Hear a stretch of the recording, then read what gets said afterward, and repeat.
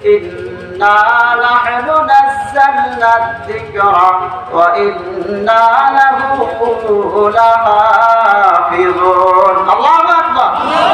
আল্লাহ তাআলা বললেন, নিশ্চয়ই এই কোরআন আমি নাযিল করেছি এবং এই কোরআন সংরক্ষণ, এই কোরআনের হেফাজত আমি নিজেই করব।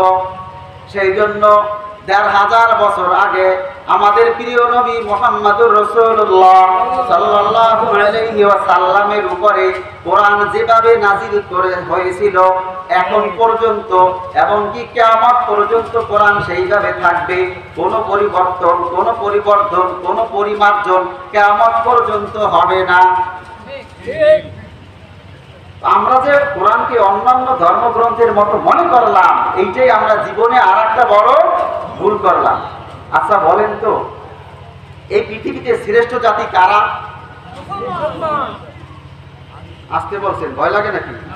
নিজের পরিচয় দিতে যদি ভয় লাগে, সে কি কাপুরুষ না সুপুরুষ না বীরপুরুষ? আমরা কি বীরপুরুষ না কাপুরুষ বলেন তো? বীরপুরুষ হইলে বীর পুরুষের মতো একটা আওয়াজ তোলেন। আমরা কি জাতিতে শ্রেষ্ঠ না নিকৃষ্ট? যদি আমরা শ্রেষ্ঠ জাতি হই, এবার বলেন পৃথিবীতে মার খায় কারা? কাশ্মীরে মার খায় কারা? আমাদের পার্শ্ববর্তী রাষ্ট্র বার্মা মার খায় কারা? ফিলিস্তিনে কারা মার খায়? আল্লাহ সুবহানাহু ওয়া তাআলা বললেন, মা আনজালনা আলাইকাল কুরআনা লিতাশকা। আমি আপনার উপরে কোরআন এই জন্য নাযিল করি না যে আপনাদের কষ্ট হবে, আপনাদের উপরে বোঝা হবে, সেই জন্য আমি কোরআন নাযিল করি নাই। কোরআন আমি কেন নাযিল করলাম? আল্লাহ সুবহানাহু ওয়া তাআলা সূরা বানী ইসরাঈলের ভিতরে 15 নম্বর পারার 9 পৃষ্ঠা দ্বিতীয় লাইনে বলেন, ওয়ানুনাজ্জিলু মিনাল কুরআনি মা হুয়া শিফাআ ওয়া রাহমাতুল লিল মুমিনিন। সুবহানাল্লাহ। আল্লাহ তাআলা বললেন, আমি কোরআন এই জন্য নাযিল করেছি, ওয়ানুনাজ্জিলু মিনাল কুরআনি মা হুয়া শিফাআ। এই কোরআন হইল তোমাদের জন্য শিফা, আরোগ্য স্বরূপ, রাহমাতুল লিল মুমিনিন, এবং এই কোরআনটা হইল মুমিনদের জন্য রহমত স্বরূপ। আল্লাহ তাআলা বললেন, এই কোরআন হইল শিফা, এই কোরআন হইল রহমত। আর আমরা দেখতে পাই যারা কোরআন মানে, যারা কোরআন অনুসরণ করে তারাই মার খাইতেছে, মুসলমানরাই মার খাইতেছে। এর কারণ কি? আল্লাহর কথা মনে হয় ভুল? নাউজুবিল্লাহ। আর একটু জোরে বলেন, আসতে বললেন না। আল্লাহর কথার ভিতরে কোনো ভুল নাই। আল্লাহ তাআলার কাছে বর্তমান, অতীত, ভবিষ্যৎ আলাদা আলাদা না এক? আল্লাহ তাআলার কাছে অতীত যে রকমের, বর্তমানও সেই রকমের, ভবিষ্যৎও সেই রকমের। সেই আল্লাহ সুবহানাহু ওয়া তাআলা বললেন, আমি তোমাদেরকে কোরআন দিয়েছি রহমত স্বরূপ, শিফা স্বরূপ। তো আল্লাহ তাআলা রহমত স্বরূপ কোরআন দিলেন, আর আমরা কোরআন পড়ি, কোরআন মানি, কোরআন অনুসরণ করার চেষ্টা করি, আর আমরাই নির্যাতিত হই। এর কারণটা কি? এর কারণ হইল আল্লাহ তাআলা আমাদেরকে যে উদ্দেশ্যে কোরআন দিয়েছিলেন, আমরা সেই উদ্দেশ্যে কোরআন পড়ি না। আমরা কোরআনকে একটা ধর্মীয় গ্রন্থ হিসাবে মেনে নিয়েছি। এই কোরআন হইল আমাদের জন্য সংবিধান। কোরআনটা কি? কথা বলো না, কোরআনটা কি? সংবিধান। আমাদের দেশে একটা সংবিধান আছে না? এটা হলো একটা মানুষের বানানো সংবিধান। এটা কেন বানানো হয়েছে এর কারণ আছে। আমরা জিকির করি না, লা ইলাহা ইল্লাল্লাহ। আমার প্রিয় নবী মুহাম্মদুর রাসূলুল্লাহ সাল্লাল্লাহু আলাইহি ওয়াসাল্লাম মক্কার কুরাইশদের মাঝে গিয়ে জিকির করেছিলেন, লা ইলাহা ইল্লাল্লাহ। আল্লাহ রাসূল বলেছিলেন, কুলু লা ইলাহা ইল্লাল্লাহু তুফলিহুন। যদি তোমরা লা ইলাহা ইল্লাল্লাহ বলো তবে তোমরা সফল কাম হবে। এই কথা বলার পরে রাসূলের কাছে কি মিষ্টি নিয়ে এসেছিল না অত্যাচারের লাঠি নিয়ে এসেছিল বলেন তো? আর আমরা যখন জিকির করি আমাদের জন্য মিষ্টি নিয়ে আসে। আমরা যখন লা ইলাহা ইল্লাল্লাহ জিকিরের হালকা করি তখন বিদেশ থেকে ছেলে টাকা পাঠাইছে, সেই প্রথম টাকার মিষ্টি কিনে হুজুরকে দেয়। ঠিক বললাম না? ঠিক বললাম।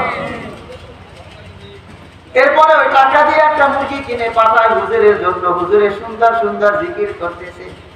আবার মাঝে মাঝে লাউ পাঠায়, লাউয়ের সাথে টাকি মাছও দেয়, হুজুরের খেতে যেন মজা হয়।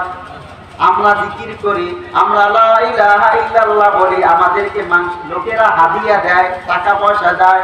আপনার আমার রাসূল প্রিয় নবী মুহাম্মদুর রাসূলুল্লাহ সাল্লাল্লাহু আলাইহি ওয়াসাল্লাম যখন জিকির করেছেন লা ইলাহা ইল্লাল্লাহ, তখন রাসূলের উপরে অত্যাচার করা হয়েছে। এর কারণ কোথায়? এর কারণটা কোথায় একটু বলতে পারেন? এর কারণ হইল আল্লাহ রসুল ভালোভাবে লা ইলাহা ইল্লাল্লাহ এর অর্থ বুঝেছিলেন, যাদের কাছে বলেছিলেন তারাও ভালোভাবে বুঝতো। আবু জাহেল কি ছোট কাফের ছিল না বড় কাফের? যেভাবে বলেন আমার মনে হয় যেন আবু জাহেল সেই রসুলের যুগের মতো পিছনে দাঁড়িয়ে আছে আর আপনাদেরকে ধরার জন্য রেডি আছে। পিছনে দাঁড়িয়ে আছে নাকি? একটু জোরে বলেন তো, আবু জাহেল ছোট কাফের না বড় কাফের?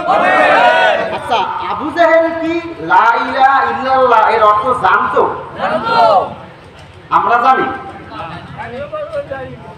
মোটেও জানি না। আমরা মোটেও জানি না। আমার বাবাই পড়েছে লা ইলাহা ইল্লাল্লাহ, আমার পীর সাহেব হুজুর পড়েছেন, আমার কেবলা বাবাই পড়েছেন, আমাদের ইমাম সাহেব পড়েছেন, সেই জন্য আমরাও পড়ি লা ইলাহা ইল্লাল্লাহ। একটা গল্প মনে পড়ছে, বলবো? নতুন এক ব্যক্তি নামাজ পড়তে গেছে। কোথায় গেছে? কথা বলে না, কোথায় গেছে? নতুন এক ব্যক্তি নামাজ পড়তে গেছে।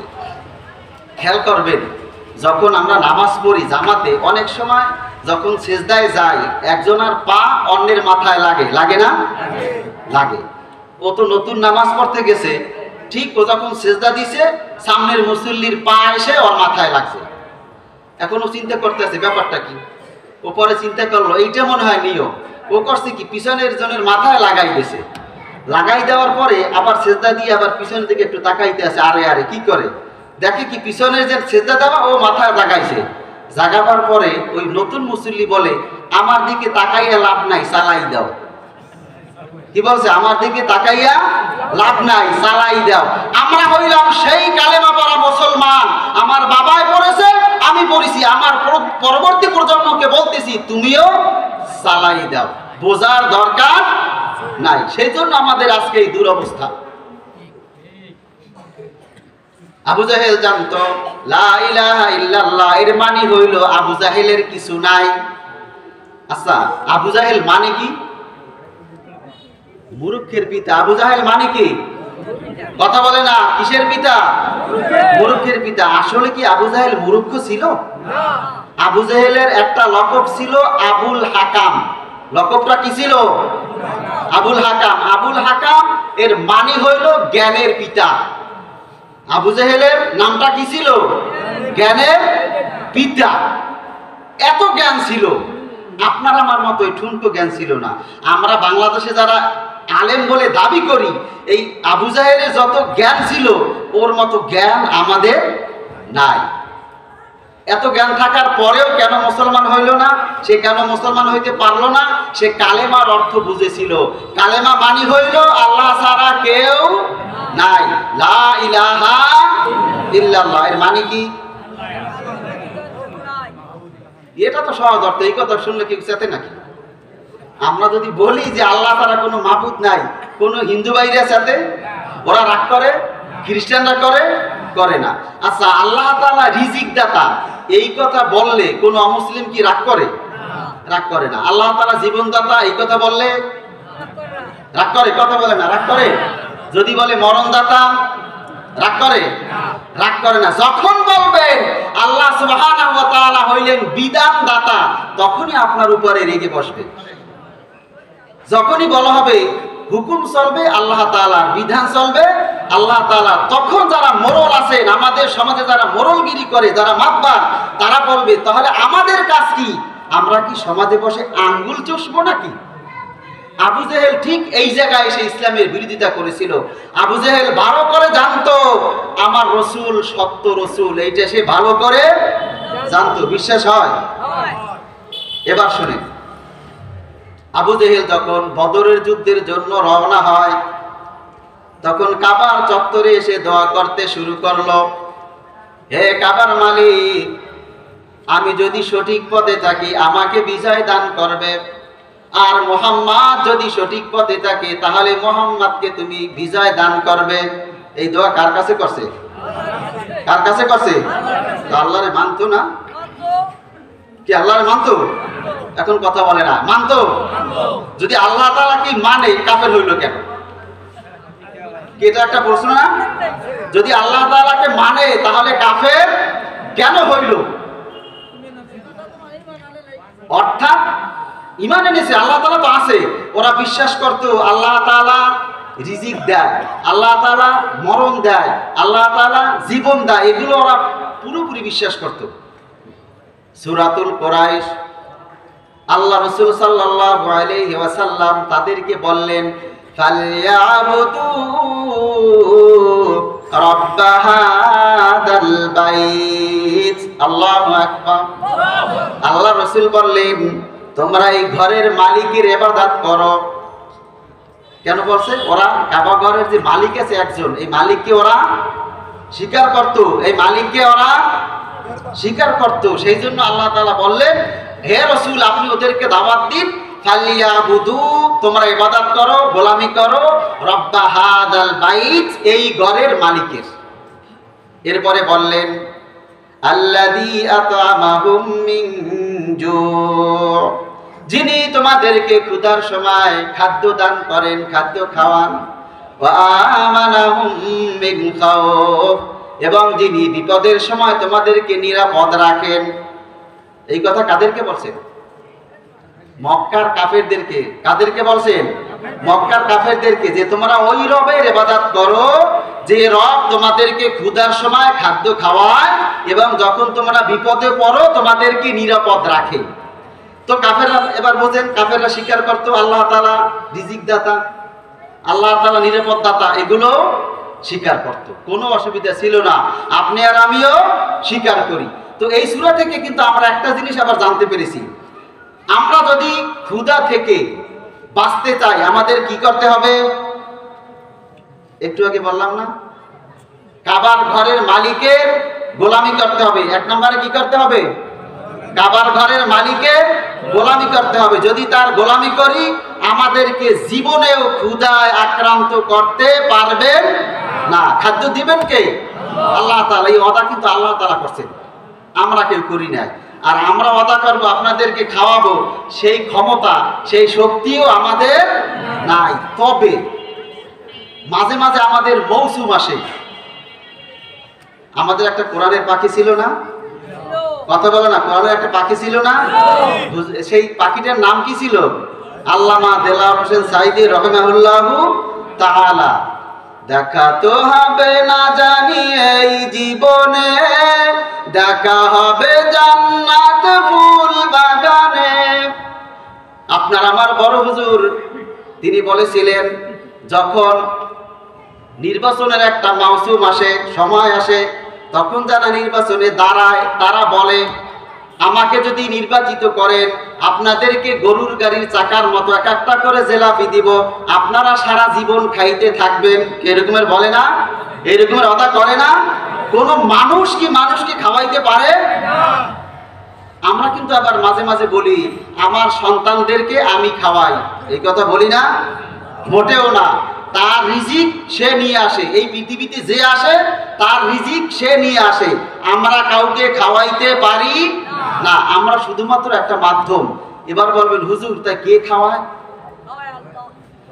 আল্লাহ সুবহানাহু ওয়া তাআলা দয়া করে মায়া করে আপনাকে আমাকে একটা সন্তান দান করেছেন। যার ঘরে সন্তান নাই সে জানে তার ঘরটা কেমন লাগে।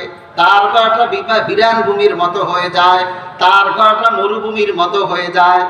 আমরা শত পরিশ্রম করার পরে যখন ঘরের ভিতরে প্রবেশ করি, এরপরে যখন আমাদের সন্তানদের চেহারা দেখতে পাই, সারা দিনের কষ্ট আমরা ভুলে যাই। ঠিক না বেঠিক? আমরা সন্তানদেরকে এই জন্য খাওয়াই। আল্লাহ সুবহানাহু ওয়া তাআলা দয়া করে মায়া করে তার একটা গোলাম আমার জিম্মায় দিয়েছেন। আমার এই জিম্মাদারি পালন করার জন্য আমি তাকে লালন পালন করি, যাতে পরকালে বলতে পারি, আল্লাহ সুবহানাহু ওয়া তাআলা তুমি আমার ঘরে তোমার 3টা গোলাম দিয়েছিলে, আমার ঘরে তোমার 5টা গোলাম দিয়েছিলে। আল্লাহ তাআলা এই গোলামগুলোকে আমি তোমার সাথে পরিচয় করিয়ে দিয়েছি। আল্লাহ তাআলা তুমি যদি মনে করো আমার এই খেদমতটা কেবলমাত্র একমাত্র তোমার জন্য ছিল, সেক্ষেত্রে এই উসিলা করে আপনি আমাকে মাফ করে দাও, তুমি আমাকে মাফ করে দাও, আমরা যেন সেই উসিলায় বাঁচতে পারি সেই জন্য লালন পালন করি। কথা বুঝতে পারছেন? মনে করেন না যে আপনি আর আমি খাওয়াই না, আমাদের কোনো ক্ষমতা নাই। যারা বলে যে আমি নির্বাচিত হলে আপনাদেরকে খাদ্যে ভরপুর করে দিব, মনে রাখবেন তাদের ভিতরে কোরআন হাদিসের এলেম নাই। যদি থাকতো তবে সে এই কথা বলতো না, সে বলতো যে আমি চেষ্টা করব কোরআন হাদিস মোতাবেক আপনাদের মধ্যে সুষম বন্টন করে দিতে। সম্মানিত উপস্থিতি, তো আমরা জিকির করি, আমাদের কোনো ক্ষতি হয় না। আর আল্লাহ রসুল জিকির করতেন, তার উপরে অত্যাচার করা হইতো। এর একমাত্র কারণ হইল যে তারা কালেমার অর্থ জানতো আর আমরা কালেমার অর্থ জানি না। আমাদের কাছে কোরআন আছে আর আমরা লাঞ্ছিত হই, অপমানিত হই, অপদস্থ হই। এর একমাত্র কারণ হইল আমরা কোরআনকে জানি না, কোরআনকে বুঝি না। সেজন্য আজকে আমাদের এই অবস্থা। আমরা কি 2 নম্বরে ভুল করলাম যে কোরআনটাকে অন্যান্য ধর্মগ্রন্থের মতো একটা ধর্মগ্রন্থ মনে করি। মূলত কোরআন কোনো ধর্মগ্রন্থ নয়। কোরআন হইল আপনার আমার জীবন পরিচালনা করার সংবিধান। এর বাহিরে যদি আমরা আমাদের জীবন পরিচালনা করি, সেক্ষেত্রে আমাদের জীবনে শান্তি নেমে আসবে না। আমাদের সমাজে যত বিশৃঙ্খলা, এর মূল একমাত্র কারণ হইল যে আমরা কোরআনকে আসলে মানি না। কোরআন কোন সময় মানি বলতে পারেন? যখন আমাদের মুরব্বিয়ানরা ইন্তেকাল করেন তখন কোরআনের কথা খুব মনে পড়ে। ঠিক না বেটি? একটু জোরে বলেন, ঠিক না বেটি? যখন আমার বাবা অথবা আমার মা, আমার দাদা, আমার নানা ইন্তেকাল করে তখন কোরআনের কথা মনে পড়ে। আর ডাক দিয়ে বলি, হুজুর ডেকে নিয়ে আসো, একটু কোরআন তেলাওয়াত করাও। এই কোরআন তেলাওয়াত করাইলে মুদ্দারের কি কোনো লাভ আছে? আচ্ছা বলেন তো, কোরআন কি জীবিত মানুষের জন্য না মৃত্যু মানুষের জন্য? তো তাকে কোরআন শুনিয়ে কি লাভ? হ্যাঁ, একটা লাভ আছে।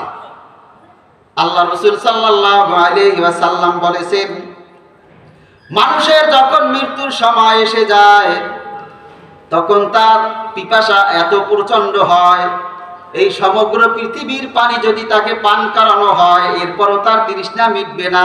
আল্লাহ রাসূল সাল্লাল্লাহু আলাইহি ওয়াসাল্লাম বলেছেন, যদি তার সামনে সূরা ইয়াসিন তেলাওয়াত করা হয়, ইয়াসিন ওয়াল কুরআনিল হাকীম ইন্নাকা লামিনাল মুরসালিন আলা সিরাতিম মুস্তাকিম তানজিলাল আজিজির রহিম। আল্লাহু আকবার। যদি তার সামনে সূরা ইয়াসিন তেলাওয়াত করা হয়, তার তৃষ্ণাটা একটু নিবারণ হয়। সেই তেলাওয়াত কারা করবে? সেই তেলাওয়াত করবে নিজের সন্তানেরা, নিজের মা বাবারা, নিজের আত্মীয় স্বজনরা। অন্য লোক ধার করে আনবেন, সেই সুযোগ যদি নাও থাকে কি করবেন?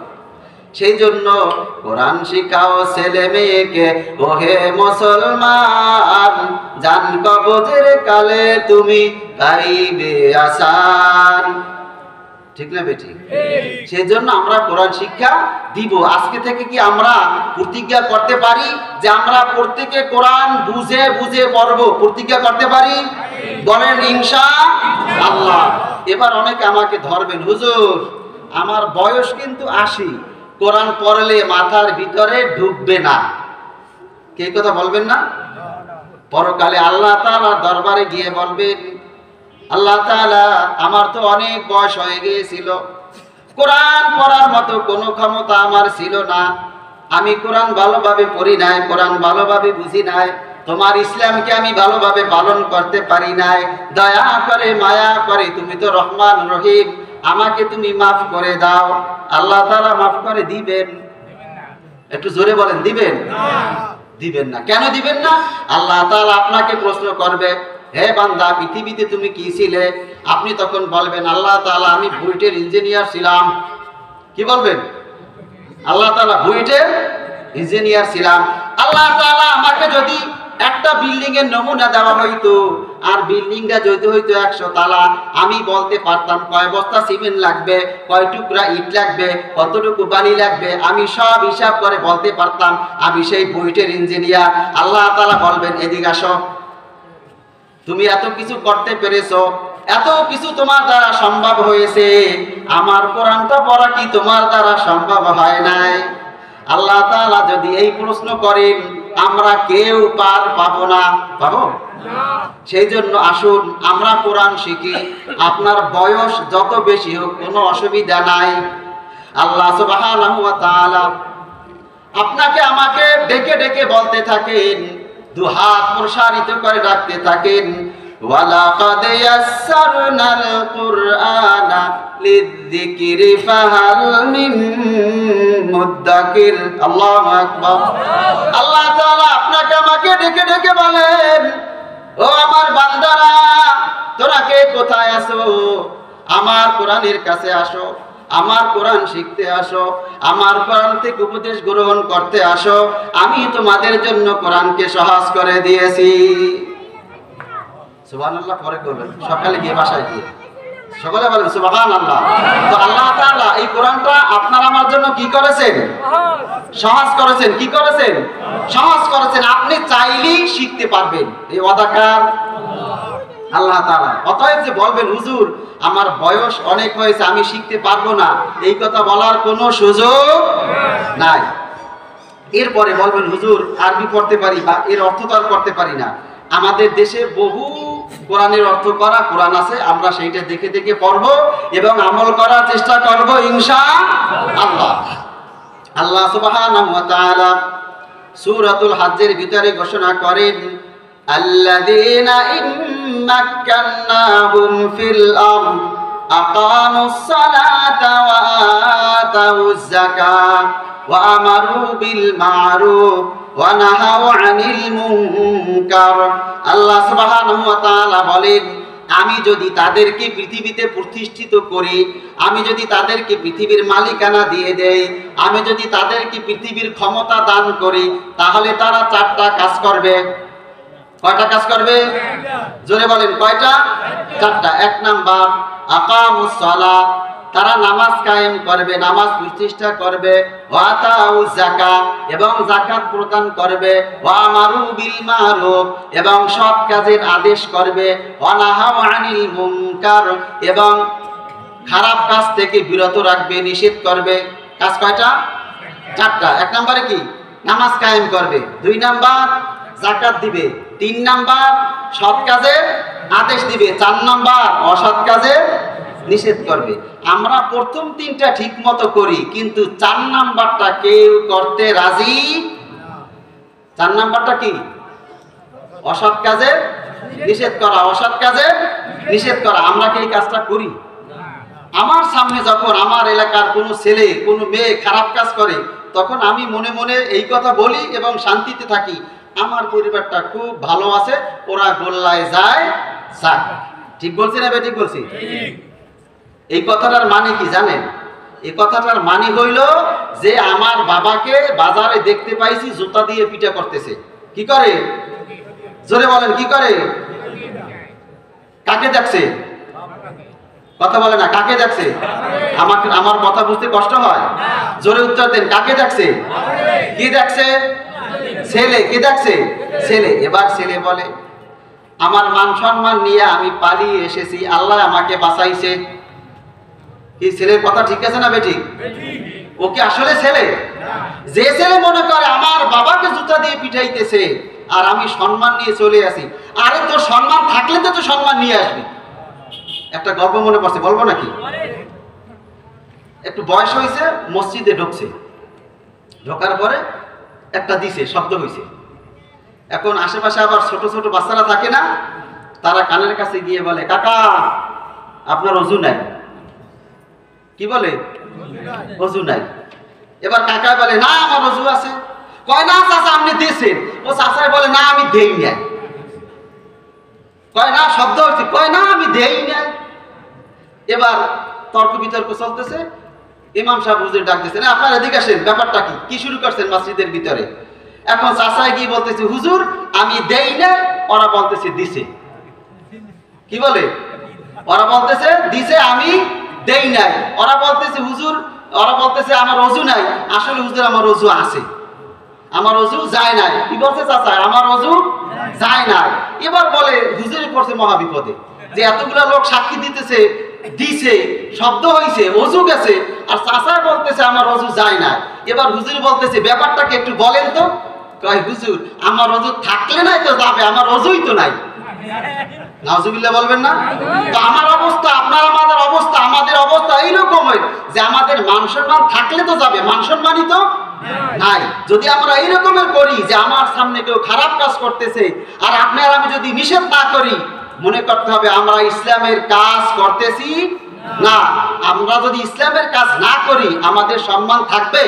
থাকবে না। ওমর রাদিয়াল্লাহু তাআলা বলেছেন, আল্লাহ তাআলা আযানাল্লাহু লিল ইসলাম, আল্লাহ তাআলা আমাদেরকে ইসলামের মাধ্যমে সম্মানিত করেছেন।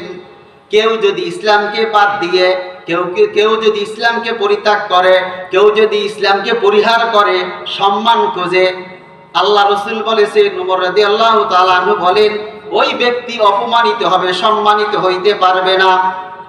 যদি আমরা অসৎ কাজে নিষেধ করি, এর ফলটা কি রকমের হবে? হযরত ওমর রাদিয়াল্লাহু তাআলা আনহু যখন খেলাফতের দায়িত্ব গ্রহণ করলেন, ওমর রাদিয়াল্লাহু তাআলা আনহু তিনিও খেলাফতের দায়িত্ব গ্রহণ করেছিলেন। ইসলামের প্রথম খলিফার নাম কি যেন? কথা বলে না, নাম কি? বলতে লজ্জা লাগে? তা জোরে বলেন, প্রথম খলিফার নাম কি? আচ্ছা, খলিফা বলতে আমরা কি বুঝি? আসলে কি আবু বকর রাদিয়াল্লাহু তাআলা প্রতিনিধি ছিলেন না রাষ্ট্রপ্রধান ছিলেন? রাষ্ট্রপ্রধান ছিলেন। আর একটু আসতে বলেন। তিনি কি ছিলেন? রাষ্ট্রপতি ছিলেন। তিনি কি ছিলেন? রাষ্ট্রপতি ছিলেন। আমরা খলিফা বলে অর্থটাকে ছোট মনে করি। তারা খলিফা কেন মনে করতেন? আল্লাহ সুবহানাহু ওয়া তাআলা সূরা বাকারার ভিতরে বলেন, ইন্নী জাইলুন ফিল আরদি খলিফা, আমি এই পৃথিবীতে প্রতিনিধি পাঠাইতে চাই। সেই জন্য সাহাবায়ে কেরাম আজমাইন নিজেদেরকে রাষ্ট্রপতি মনে করতেন না, নিজেদেরকে বাদশা মনে করতেন না, তারা নিজেদেরকে একজন প্রতিনিধি মনে করতেন। সেজন্য আমরা তাদেরকে খলিফা বলি। মূলত আবু বকর রাদিয়াল্লাহু তাআলা আনহু তিনি ছিলেন রাসূলের পরে ইসলামের প্রথম রাষ্ট্রপতি। প্রথম কি ছিলেন? জোরে বলেন, প্রথম কি ছিলেন? রাষ্ট্রপতি ছিলেন। আবু বকর রাদিয়াল্লাহু তাআলা আনহু যখন রাষ্ট্রপতি হইলেন, ওমর রাদিয়াল্লাহু তাআলা আনহুকে প্রধান বিচারক হিসেবে নিযুক্ত করলেন। কি করছেন? প্রধান বিচারপতি হিসেবে তাকে নিয়োগ দিয়েছেন। কাকে দিয়েছেন? বলতে বলে না, কথা বলে না, কাকে দিয়েছেন? ওমর রাদিয়াল্লাহু তাআলা আনহুকে। ফামাকাতা ওমর সানাতান, ওমর রাদিয়াল্লাহু তাআলা আনহু 1 বছর দায়িত্ব পালন করেছেন। কয় বছর? 1 বছর। কোথায়? মদিনায়। কোথায় পালন করছে? মদিনায়। ফালাম ইয়াফতা জিলসাতা ওয়ালাম ইয়াফতাসিব, তিনি এর ভিতরে আর ইজলাস খোলেন নাই, তার বিচারখানা নিয়ে খুলে বসেন নাই। না বসার কারণে তিনি এই বিচার থেকে, বিচারপতির পদ থেকে অব্যাহতি চাইলেন। যখন তিনি চাইলেন, আবু বকর রাদিয়াল্লাহু তাআলা আনহু তাকে ডাক দিলেন, ডেকে বললেন, আপনি কেন বিচারপতির পদ থেকে অব্যাহতি চান? আপনি কেন পদত্যাগ করতে চান? আমিনাল মুশাক্কাতি, আপনার কি খুব কষ্ট হয় নাকি? সেজন্য আপনি এইটা ত্যাগ করতে চান নাকি? সহজ হিসাব যে আপনি কেন করবেন না, কিসের জন্য আপনি বিচারের দায়িত্ব ছেড়ে দিবেন, এর কারণটা কি? ওমর রাদিয়াল্লাহু তাআলা আনহু বললেন, লা হাজাতা লি ইনদা কওমিন মুমিনিন, আপনি এমন এক জাতির, এমন এক গোষ্ঠীর বিচারপতি আমাকে বানাইছেন, আররাফা কুল্লু মিনহুম মা লাহু মিন হাক্কিন ফালাম ইয়াতলুবু আকতারু মিনহু, আপনি এমন এক গোষ্ঠীর কাছে পাঠাইছেন, এমন এক জাতির আপনি বিচারপতি বানাইছেন, যে জাতি তাদের প্রত্যেকের হক জানে, তাদের অধিকার তারা জানে, কোনটা হালাল কোনটা হারাম সেইটা তারা জানে। তারা এমন এক জাতি, যখন তারা হারামের কাছে যায় তখন তারা সেইখানে সোজা হয়ে দাঁড়িয়ে যায়, সামনে আর যায় না। এ কথা বলতেছে কে? ওমর রাদিয়াল্লাহু তাআলা বললেন যে আমিরুল মুমিনিন, আপনি এমন এক জাতির বিচারপতি বানাইছেন, এরা এমন এক জাতি যখন তারা হারামের কাছাকাছি যায়, হারাম কাজের সামনে যায়, সোজা হয়ে দাঁড়ায়, সামনের দিকে আর যায় না। তাদের অধিকার তারা জানে, তাদের কতটুকু পাওনা সেটা তারা জানে, সেই জন্য তারা সামনের দিকে আর যায় না।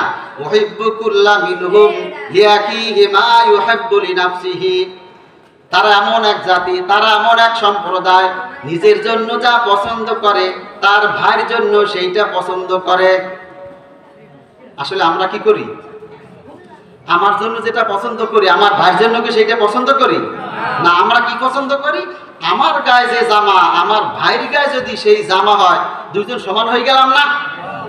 এই কাজ করা যাবে, আমরা সেই কাজ করি। কিন্তু সাহাবায়ে কেরাম আজমাইন সেই কাজ করতেন না। তারা ওমর রাদিয়াল্লাহু তাআলা নিজে সাক্ষী দেন, তারা এমন এক জাতি, সে নিজের জন্য যা পছন্দ করে তার ভাইয়ের জন্য সেইটা সে পছন্দ করে। এরপরে বললেন, ইদা গাবা হাদুহুম, যখন তাদের ভিতরে কেউ অনুপস্থিত থাকে, তাতাফাক্কাদুহু, তখন তারা খোঁজ খবর নেয়। হঠাৎ করে দেখতে পেল যে আমার বাড়ির পাশের অমুক, সে তাকে আজকে দেখতে পাইতেছি না। তখন তারা কি করে? কথা বলে না। তারা কি করে? ওই ভাইয়ের খোঁজে বের হয়, ওই ভাইয়ের খোঁজে বের হয় যে ভাইয়ের কি হইল, ব্যাপারটা কি। আর আমরা হইলে কি করতাম? যাক, আল্লাহ তাআলা এক বাঁচান বাঁচাইছে, ওই ব্যক্তি আসে না, এবার আমি ফাঁকে গোল দিতে পারবো। এই চরিত্র আমাদের না? আর তাদের চরিত্র, ভাই কেন আসলো না, এবার খোঁজাখুঁজি শুরু করলো। ওমর রাদিয়াল্লাহু তাআলা আবার বললেন, হে আমিরুল মুমিনিন, আপনি এক জাতির, এমন এক জাতির বিচারক আপনি আমাকে বানাইলেন। ইদা মারিদা আদুহু, যখন কেউ অসুস্থ হয়, যখন কেউ রোগাক্রান্ত হয়, তখন তারা ফল কিনে, তখন তারা মিষ্টি কিনে, তখন তারা জুস কিনে, তখন তারা বুঝি বুঝি কিনে। যে জিনিসটা রোগীর জন্য খাইতে সুবিধা হয় সেই জিনিসটা তারা কিনে। কেনার পরে সবাই তার কাছে যায়, সবাই তার খোঁজখবর নেয়। অসুস্থ বেশি হইলে তারা তাকে খাওয়াইয়া দেয়। আর আমরা এমন এক জাতি, আমরা যখন শুনি অমুক ভাই অসুস্থ হয়েছে, আমরা কেউ দেখতে যাই না। যাই, আমরা মনে মনে বলি, আমার সাথে তুমি বেয়াদবি করছালা, আমার হুজুরের সাথে বেয়াদবি করছালা, এইবার মজা বোঝো। ঠিক না বেটি? কথা বলে না, ঠিক না বেটি? ভুল বলছি নাকি? আমি যেভাবে উত্তর দিতেছেন মনে হয় যেন আমি ভুল বলছি। কি ভুল বলছি? না, আমরা মনে মনে বলি, আমার সাথে বেয়াদবি করছো, আমার বড় হুজুরের সাথে বেয়াদবি করছো, এবার মজা নাও, তোকে আর দেখতে যাব না। মাঝে মাঝে বলি, আল্লাহ ওরে ওই জায়গায় সাইজ করো যেন আসতে না পারে। এইটা মুসলমানের চরিত্র নয়। যখন কোনো ব্যক্তি অসুস্থ হয়, আমরা যদি তাকে দেখতে যাই, তার মধ্যে এবং আমাদের মধ্যে এমন একটা সম্পর্ক তৈরি হবে, এই সম্পর্ক কেউ ভাঙতে পারবে না, সারা জীবন সে মনে রাখবে।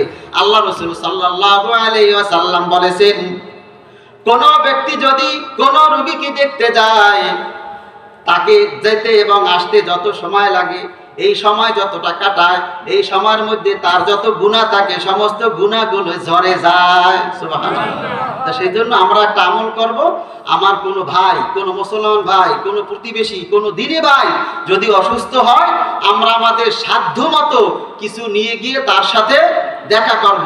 যদি পকেটে টাকা না থাকে, আমরা যাব তাকে দেখতে, তার মাথায় হাত বুলাবো এবং বলবো লা বাসা ইনশাআল্লাহ, যে আমরা এটা বলবো যে আপনি চিন্তা করবেন না, অবশ্যই আল্লাহ তাআলা আপনাকে সুস্থ করে দিবেন। কি আমরা এটা পারবো না?